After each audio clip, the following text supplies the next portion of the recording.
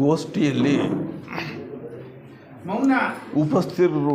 ಉಪಸ್ಥಿತಿ ಇರುವಂತಹ ಎಲ್ಲ ಸೋದರ ಸೋದರಿಯರಿಗೂ ಕೂಡ ನಮಸ್ಕಾರ ಹೇಳ್ತಾನೆ.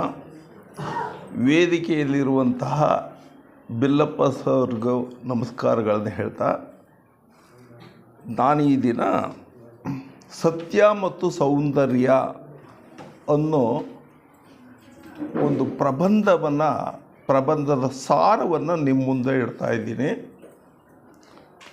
ಸಮಯದ ಅರಿವು ನನಗಾಗಿದೆ. ಎಷ್ಟು ಸಾಧ್ಯವೋ ಅಷ್ಟು ಕನಿಷ್ಠ ಸಮಯವನ್ನು ತೆಗೆದುಕೊಂಡು ನನ್ನ ಮಾತನ್ನು ಮುಗಿಸ್ಲೇಬೇಕಾಗಿದೆ, ಮುಗಿಸ್ತೀನಿ. ಸತ್ಯ ಮತ್ತು ಸೌಂದರ್ಯ.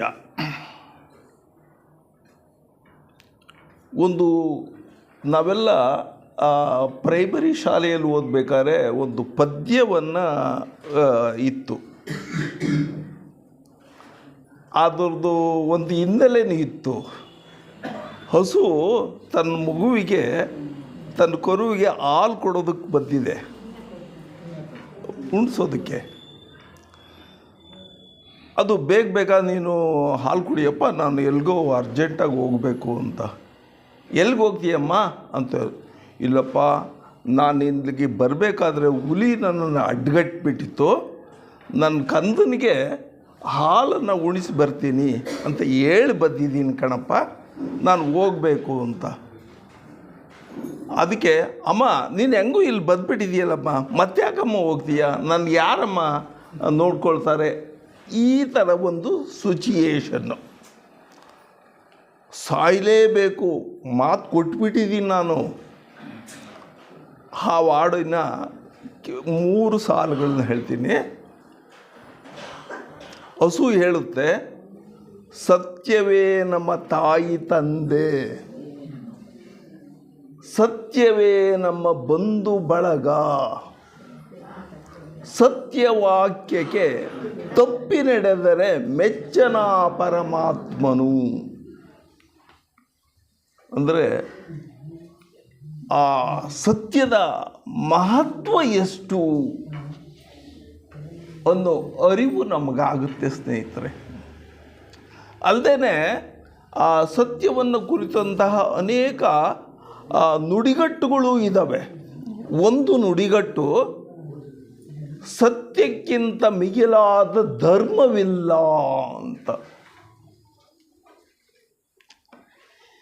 ಆಮೇಲೆ ನಮ್ಮ ಏನು ಈ ಬ್ರಹ್ಮವಿದ್ಯಾ ಸಮಾಜ ಇದೆಯಲ್ಲ, ಈ ಸಮಾಜವು ಕೂಡ 3 ಸತ್ಯಗಳ ಮೇಲೆ ಬುನಾದಿಯನ್ನು ಹಾಕ್ಕೊಂಡು ಬೆಳೆದಿದೆ.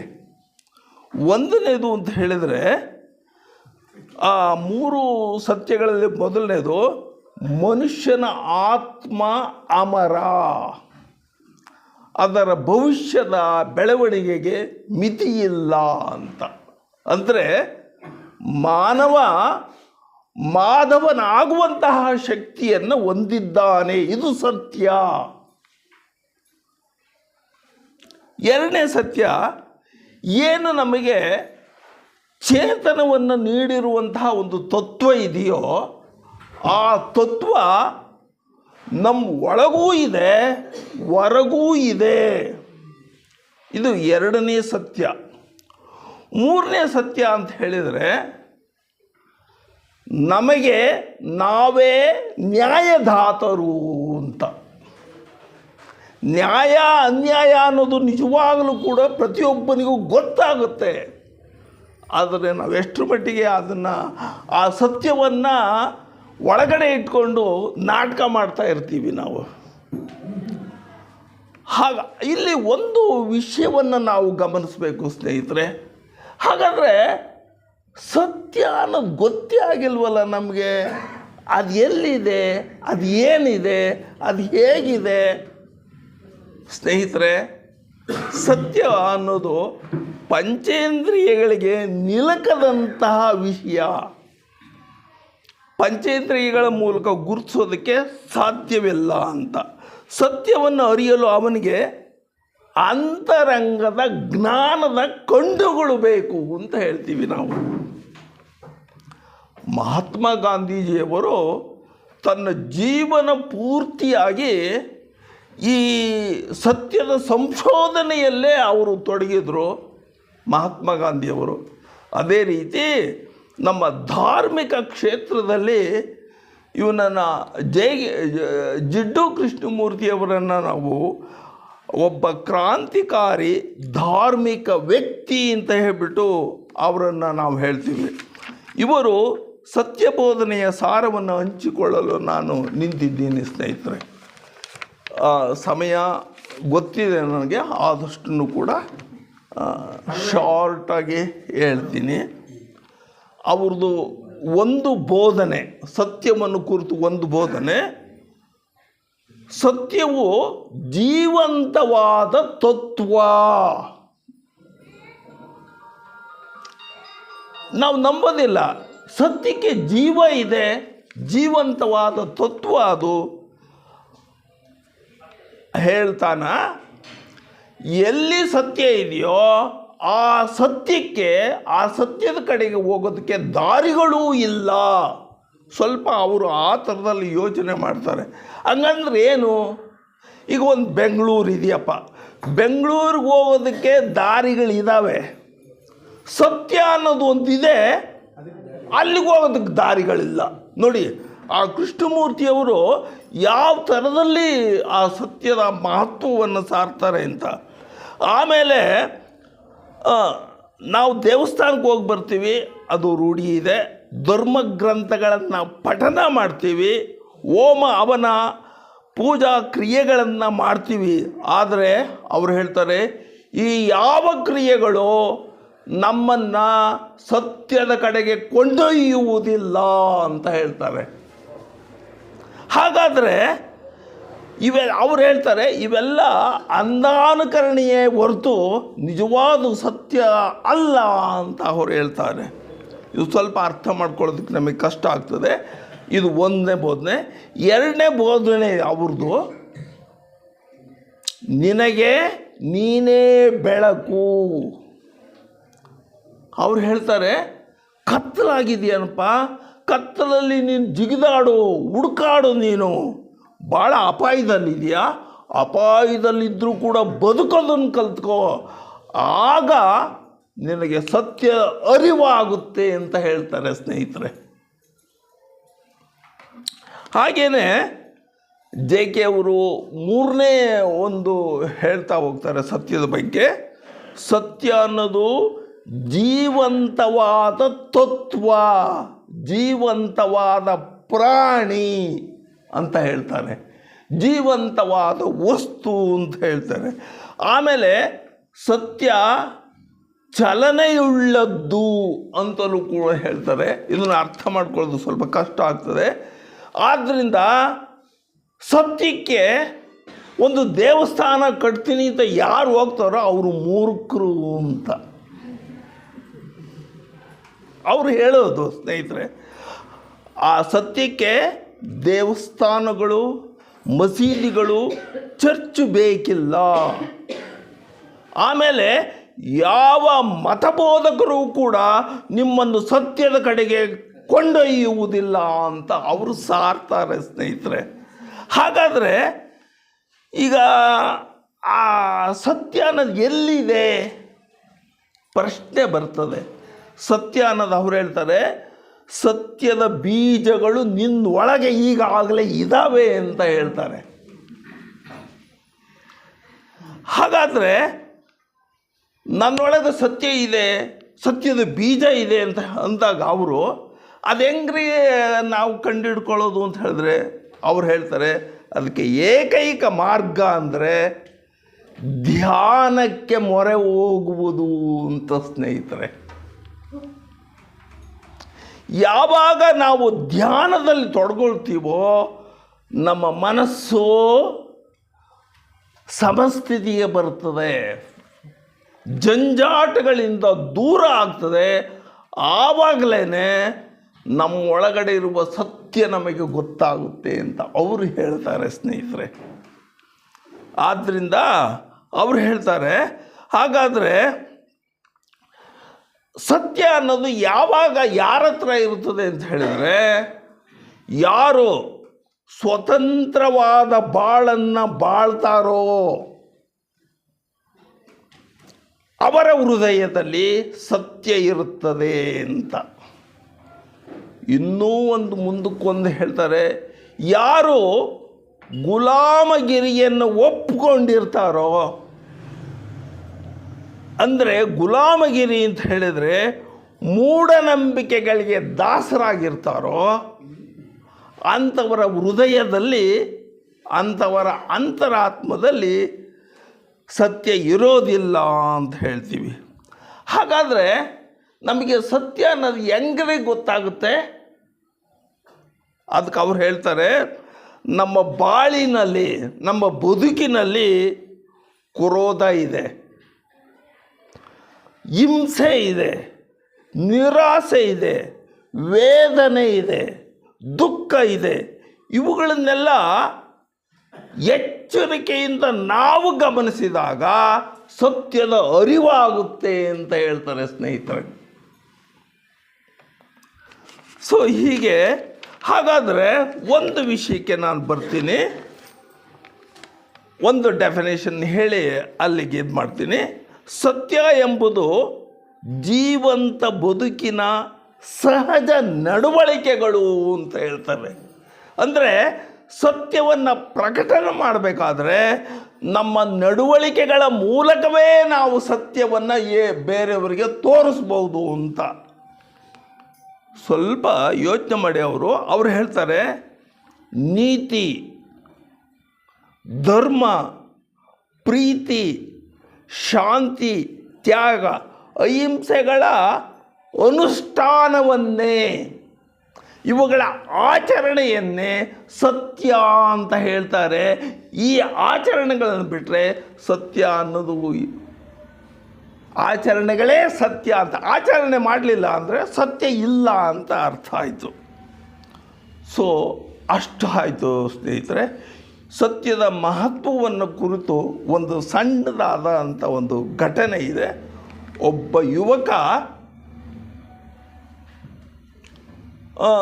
ಎಲ್ಲ ಕಡೆನೂ ಸತ್ಯವನ್ನು ಹುಡ್ಕೊಳ್ತಾ ಹೋಗ್ತಾನೆ. ಯಾವ ಊರಿನಲ್ಲೂ ಅವನಿಗೆ ಸತ್ಯ ಗೊತ್ತಾಗಲಿಲ್ಲ, ಹುಡುಕಿದ್ರು ಸಿಗಲಿಲ್ಲ. ಒಂದು ಕಾಡಿಗೆ ಹೋಗ್ತಾನೆ. ಕಾಡಿನ ಮೂಲಕ ಮತ್ತೊಂದು ಗ್ರಾಮಕ್ಕೆ ಹೋಗಬೇಕು ಅಂತ ಕಾಣಿಸುತ್ತೆ. ಹೋಗೋದಕ್ಕೆ ಒಂದು ಮರದ ಕೆಳಗಡೆ ಅವನು ಅಲ್ಲಿ ರೆಸ್ಟ್ ತಗೊಳ್ತಾ ಇರ್ತಾನೆ. ಅಲ್ಲಿ ಒಂದು ಶಿಲೆ ಬಿದ್ದಿರ್ತದೆ, ಒಂದು ಮೂರ್ತಿ, ಕಲ್ಲಿನ ಮೂರ್ತಿ ಬಿದ್ದಿರ್ತದೆ. ಕುತೂಹಲದಿಂದ ಯಾರು ನೀನು ಅಂತ ಆ ಶಿಲೆಗೆ ಕೇಳ್ತಾನೆ, ಮೂರ್ತಿಗೆ ಕೇಳ್ತಾನೆ. ನಾನು ಸತ್ಯ. ನೀನು ಸತ್ಯನಾ? ಮತ್ತು ಸತ್ಯ ಊರಲ್ಲಿ ಇರಬೇಕಲ್ಲ, ಕಾಡಲ್ಲಿ ಹಾಕಿದೀಯಾ ಅಂತ ಆ ಹುಡುಗ ಕೇಳ್ತಾನೆ.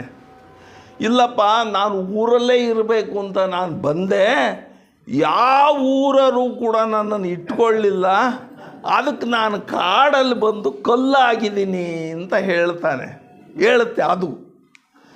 ಹಂಗೇನಿಲ್ವಲ್ಲ, ನಾನು ಎಷ್ಟೋ ಊರುಗಳಲ್ಲಿ ನಾನು ಹೋಗಿದ್ದೀನಿ, ಎಲ್ಲರೂ ಕೂಡ ಸತ್ಯದಷ್ಟು ಶ್ರೇಷ್ಠವಾಗಿರೋದು ಒಂದೇ, ಪ್ರಪಂಚದಲ್ಲಿ ಸತ್ಯ ಬಿಟ್ಟರೆ ಬೇರೆದೇನಿಲ್ಲ, ಎಲ್ಲವೂ ಸತ್ಯದಿಂದಲೇ ನಡೀತಾ ಇದೆ, ಸತ್ಯವನ್ನು ನಾವು ಆರಾಧನೆ ಮಾಡ್ತೇವೆ ಅಂತ ಎಲ್ಲರೂ ಹಂಗೆ ಮಾತಾಡ್ತಾ ಇದ್ದಾರೆ. ಏನು ಅಂತ, ಇಲ್ಲಪ್ಪ ಅದು ಹೆಂಗೆ ಹೇಳ್ತಾರೋ ಏನೋ, ನೀನು ಒಂದು ಕೆಲಸ ಮಾಡು, ನಾನು ನಿನ್ನ ಜೊತೆಗೆ ಊರಿಗೆ ಬರ್ತೀನಿ, ಕಾಡು ಬಿಟ್ಟು ಊರಿಗೆ ಬರ್ತೀನಿ, ಮತ್ತು ಹೋಗಿ ಕೇಳ್ಕೊಂಡು ಬಾ ಯಾರು ಏನು ಹೇಳ್ತಾರೆ ಸತ್ಯದ ದೇವತೆಯನ್ನು ಇಲ್ಲಿ ಕರ್ಕೊಳ್ಳೋದಕ್ಕೆ ಅಂತ. ಅವನು ಹೋಗ್ತಾನೆ, ಒಂದು ಹಳ್ಳಿಗೆ ಹೋಗ್ತಾನೆ. ಏನಪ್ಪ, ಸತ್ಯ ನಿಮ್ಮ ಗ್ರಾಮಕ್ಕೆ ಬರ್ತೀನಿ ಅಂತ ಹೇಳ್ತಾ ಇದೆ, ಬರಲೋ ಬೇಡೋ ಅಂತ ಮುಖಂಡರನ್ನೆಲ್ಲ ಕೇಳ್ತಾನೆ. ಸತ್ಯ ನಿಜವಾಗಲೂ ಕೂಡ ಭಾಳ ಶ್ರೇಷ್ಠವಾಗಿದ್ದು, ಅದು ಎಲ್ಲ ಕಡೆಯೂ ಇದ್ರೂ ಕೂಡ ನಮಗೆ ಸಂತೋಷನೇ ಆಗುತ್ತೆ. ಆದರೆ ಆ ಸತ್ಯವನ್ನು ಮಾತಾಡೋದ್ರಿಂದ ನಮಗೆ ಭಾಳ ನುಕ್ಸಾನ ಆಗುತ್ತೆ. ಆದ್ದರಿಂದ ಸತ್ಯ ನಮ್ಮೂರಾಗಿರೋದು ಬೇಡ, ಬೇಕಾದರೆ ಬೇರೆ ಊರಲ್ಲಿ ಇರಲಿ.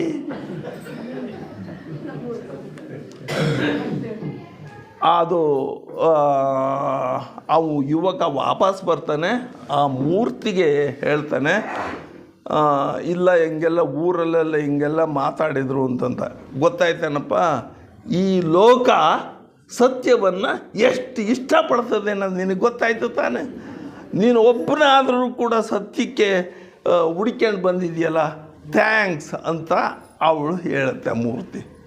ಸೊ ಇಲ್ಲಿಗೆ ಸತ್ಯದ ಸಾಕು ಸ್ನೇಹಿತರೆ, ಅಷ್ಟೇ. ಈಗ ಸೌಂದರ್ಯದ ಬಗ್ಗೆ ಒಂದು ಎರಡು ಮಾತುಗಳನ್ನು ಹೇಳಿ ನನ್ನ ಮಾತನ್ನು ಮುಗಿಸ್ತೀನಿ ಸ್ನೇಹಿತರೆ.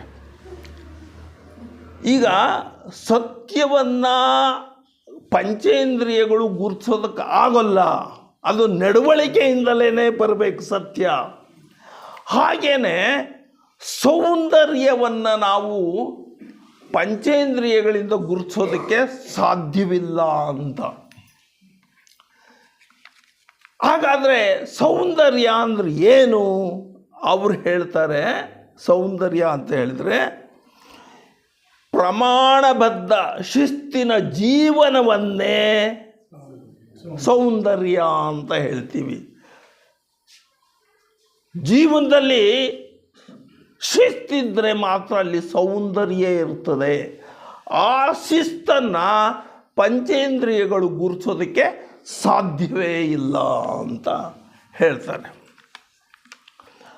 ನೋಡಿ, ಆ ಉದಾಹರಣೆಗೆ ಹೇಳಬೇಕು ಅಂತ ಹೇಳಿದ್ರೆ, ಇವನ್ನು ನಾಟ್ಯದಲ್ಲಿ ಶಿಸ್ತಿಗೆ ಒಳಪಟ್ಟು ನಾಟ್ಯವನ್ನು ಮಾಡಿದರೆ ಅದು ನಾಟ್ಯ ಅನ್ನಿಸ್ಕೊಳ್ತದೆ. ಮಾಡೋ ಡ್ಯಾನ್ಸ್ನಲ್ಲಿ ಶಿಸ್ತೇ ಇಲ್ಲದೆ ಹೋದರೆ ಅಲ್ಲಿ ಸೌಂದರ್ಯ ಇಲ್ಲ ಅಂತ. ಹಾಗೇ ಒಂದು ಕಾವ್ಯವನ್ನು ತೆಗೆದುಕೊಂಡರೂ ಕೂಡ ಅಲ್ಲಿ ಪ್ರಮಾಣಬದ್ಧವಾದಂತಹ ಅಕ್ಷರಗಳ ಹೊಂದಾಣಿಕೆ ಇಲ್ಲದೆ ಹೋದರೆ ಅದು ಕೂಡ ಕಾವ್ಯ ಅನ್ನಿಸ್ಕೊಳ್ಳೋದಿಲ್ಲ ಅಂತ. ಹಾಗೇ ನಾನು ಶಿಲ್ಪಕಲೆ ಮಾಡ್ತೀನಿ ಅಂತ ಹೇಳಿಬಿಟ್ಟು ಒಂದು ಕೈ ಉದ್ದ, ಇನ್ನೊಂದು ಕೈ ಗಿಡ್ಡ, ಇನ್ನು ಈ ಥರದಲ್ಲಿ ಶಿಸ್ತಿಲ್ಲದಂತಹ ಒಂದು ಮೂರ್ತಿಯನ್ನು ಮಾಡಿದ್ರೆ ಅಲ್ಲಿ ಸೌಂದರ್ಯ ಇರೋದಿಲ್ಲ ಅಂತ. ಹಾಗಾದರೆ ಸೊ ಈ ಸೌಂದರ್ಯ ಇದೆಯಲ್ಲ, ಈ ನಿಜವಾದ ಸೌಂದರ್ಯ ಮತ್ತೊಬ್ಬರನ್ನು ಬದಲಾಯಿಸಬಲ್ಲದು ಅಂತ. ನಿಜವಾದ ಸೌಂದರ್ಯ ಏನಿದೆ ಅದು ನಿನ್ನನ್ನು ಆಕರ್ಷಿಸುತ್ತದೆ ಅಂತ. ಇದಕ್ಕೆ ಒಂದು ಘಟನೆಯನ್ನು ಹೇಳಿ ನನ್ನ ಮಾತನ್ನು ಮುಗಿಸ್ತೀನಿ ಮಾಸ್ಟರ್ಜಿ. S yes sir. ಒಬ್ಬ ಯುವಕ, ರಾಜ್ಕುಮಾರ, ಯುವರಾಜ ಅಂತ ಇಟ್ಕೊಳ್ಳಿ, 25 ವರ್ಷದ ಯುವರಾಜ. ಅವನು ತನ್ನ ನಾಡನ್ನು ಸುತ್ತಕೊಳ್ತಾ ಬರ್ತಾನೆ, ಯಾವ ಊರಲ್ಲಿ ಏನು ಹೆಂಗೆ ಅಂತಂತ. ಈ ಥರದಲ್ಲಿ ಯುವಕ ಅನೇಕ ಊರುಗಳಿಗೆ ಬರ್ತಾನೆ. ಒಂದು ಊರಿಗೆ ಬರ್ತಾನೆ, ಅಲ್ಲಿ ಸುಂದರವಾದ ಒಂದು ಹೆಣ್ಣು ಮಗಳನ್ನು ನೋಡ್ತಾನೆ. ಅವಳು ಭಾಳ ರೂಪವತಿ ಇರ್ತಾಳೆ. ಕಣ್ಣುಗಳು ಅವಳನ್ನು ನೋಡ್ತದೆ, ಮನಸ್ಸು ಆ ಸೌಂದರ್ಯವನ್ನು ಮೆಚ್ಚಿಕೊಂಡು ಆ ಪ್ರಸ್ತಾಪನ ಮಾಡ್ತಾನೆ. ನೋಡು, ನಾನು ನಿನ್ನನ್ನು ಮದುವೆ ಆಗಬೇಕು ಅಂತ ಇದ್ದೀನಿ, ನಾನು ನಿನ್ನ ರಾಣಿ ಹಾಗೆ ನೋಡ್ಕೊಳ್ಬೇಕು ಅಂತ ಇದ್ದೀನಿ, ನೀನು ಮದುವೆಗೆ ಮಾಡ್ಕೊಳ್ಳಿ ಅಂತ. ಅದಕ್ಕೆ ಆ ಹೆಣ್ಮಗಳು ಹೇಳ್ತಾಳೆ, ಅವಳು ಚಾರಿತ್ರ್ಯವಂತ ಯುವತಿ ಅವಳು. ಅವನು ಹೇಳಿದ ತಕ್ಷಣ ರಾಜ್ಕುಮಾರನ ಯುವರಾಜ್ ಹೇಳಿದ ತಕ್ಷಣ ಇವಳು ಒಪ್ಕೊಳ್ಬೋದಿತ್ತು. ಆದರೆ ಇವಳು ಶಿಸ್ತಿಗೆ ಒಳಪಟ್ಟಂತಹ ಅವಳ ಮನಸ್ಸು ಅದಕ್ಕೆ ಒಪ್ಕೊಳ್ಳೋದಿಲ್ಲ. ಅವಳು ಹೇಳ್ತಾಳೆ, ಇನ್ನು ಒಂದು 8 ದಿವಸ ಟೈಮ್ ಕೊಡಿ ನನಗೆ, ನಾನು ಯಾವುದನ್ನು ಹೇಳ್ತೀನಿ ಅಂತ. ಸರಿ ಅಂತ ಹೇಳಿ ಯುವಕ ಹೊರಟೋಗ್ತಾನೆ. ಅದರ ಮಾತನ್ನು ರಿಜೆಕ್ಟ್ ಮಾಡೋಂಗಿಲ್ಲ, ಯಾಕೆಂದರೆ ಅವನ ಆ ಸ್ಥಾನದ ಯುವರಾಜ. ಅವನ ಹತ್ಲಾಗ ಹೋದ ತಕ್ಷಣ ಇವಳು ಬೇದಿ ಮಾತ್ರೆಗಳು, ವಾಂತಿಯಾಗುವಂತಹ ಮಾತ್ರೆಗಳನ್ನು ಸೇವನೆ ಮಾಡ್ತಾಳೆ. ವಾಂತಿ ಮತ್ತು ಬೇದಿ ಎರಡನ್ನೂ ಮಾಡ್ಕೊಳ್ತಾಳೆ. ಆ ಬೇದಿ ಮತ್ತು ವಾಂತಿಯನ್ನು ಒಂದು ಮಡಿಕೆಯಲ್ಲಿ ಸಂಗ್ರಹಿಸ್ತಾಳೆ. 8 ದಿನಗಳ ಕಾಲ ಅವಳು ಅದೇ ಥರದಲ್ಲಿ ಮಾಡ್ತಾಳೆ. 8 ದಿನದಲ್ಲಿ ಸಂಗ್ರಹವಾದದ್ದನ್ನೆಲ್ಲ ವೇಸ್ಟನ್ನು ಅಲ್ಲಿ ಮಡಿಕೆಯಲ್ಲಿ ಇಡ್ತಾಳೆ. ಆಯಿತು, 8 ದಿನ ಆಗುತ್ತೆ. ಅವಳು ಅಷ್ಟೊತ್ತಿಗೆ ಆಗಲೇ 8 ದಿನ ಆಗೋದ್ರೊಳಗೆ ಅವಳ ರೂಪ ಏನಿತ್ತೋ ಅವಳು ಅಸ್ಥಿಪಂಜರವಾಗಿ ಆಗೋಗ್ಬಿಡ್ತಾಳೆ. ಜೀವ ಇರುತ್ತೆ, ಅಸ್ಥಿಪಂಜರವಾಗಿರ್ತದೆ. ಯುವಕ ಬರ್ತಾನೆ, ಆ ಅಸ್ಥಿಪಂಜರವನ್ನೇ ಕೇಳ್ತಾನೆ, ಇಲ್ಲಿ ಮನೆಯಲ್ಲಿ ಯುವತಿ ಇದ್ಲಲ್ಲ, ಎಲ್ಲಿದೆ ಅಂತ. ಆಗ ಅವಳು ಅಲ್ಲಿ ಮಡಿಕೆಯಲ್ಲಿ. ಯುವಕ ಹೋಗ್ತಾನೆ, ಆ ಮಡಿಕೆಯನ್ನು ನೋಡ್ತಾನೆ, ಬಾಯಿ ತೆಗಿತಾನೆ, ಅದರ ಸ್ಮೆಲ್ ಗೊತ್ತಾಗ್ತದೆ. ಅಯ್ಯೋ, ಸೌಂದರ್ಯ ಅಂದರೆ ನಾನು ಈ ಥರದಲ್ಲಿ ತಿಳ್ಕೊಂಡ್ಬಿಟ್ಟಿದ್ನಲ್ಲ ಅಂತ. ಆದ್ದರಿಂದನ ಸೌಂದರ್ಯ ಯಾವಾಗ ಅವಳು ಇದು ಮಾಡಿದ್ಲೋ ಅವನು ಸಂಪೂರ್ಣವಾಗಿ ಬದಲಾಗ್ತಾನೆ. ನಂದು ತಪ್ಪಾಯಿತು, ಕ್ಷಮಿಸು ಅಂತ ಹೇಳ್ತಾನೆ. ನಿಜವಾದ ಸೌಂದರ್ಯ ಏನಿದೆ, ಆ ಸೌಂದರ್ಯ ಮತ್ತೊಬ್ಬರನ್ನು ಬದಲಾಯಿಸುವಂತಹ ಶಕ್ತಿ ಇರ್ತದೆ ಅಂತ ಸ್ನೇಹಿತರೆ. ಸೊ ಹಾಗೆ ಅಷ್ಟು ಹೇಳ್ತಾನೆ. ನಾನು ಸಮಯದ ಅಭಾವ ಇರೋದ್ರಿಂದನ ಹೆಚ್ಚು ನಿಮ್ಮನ್ನು ಕಾಡಿಸೋದಕ್ಕೋಗೋದಿಲ್ಲ. ಇಂಥ ಒಂದು ಅವಕಾಶವನ್ನು ಕೊಟ್ಟಂತಹ ಎಲ್ರಿಗೂ ನಮಸ್ಕಾರ ಹೇಳ್ತಾ ನಾನು ಮಾತನ್ನು ಮುಗಿಸ್ತೀನಿ. ನಮಸ್ಕಾರ.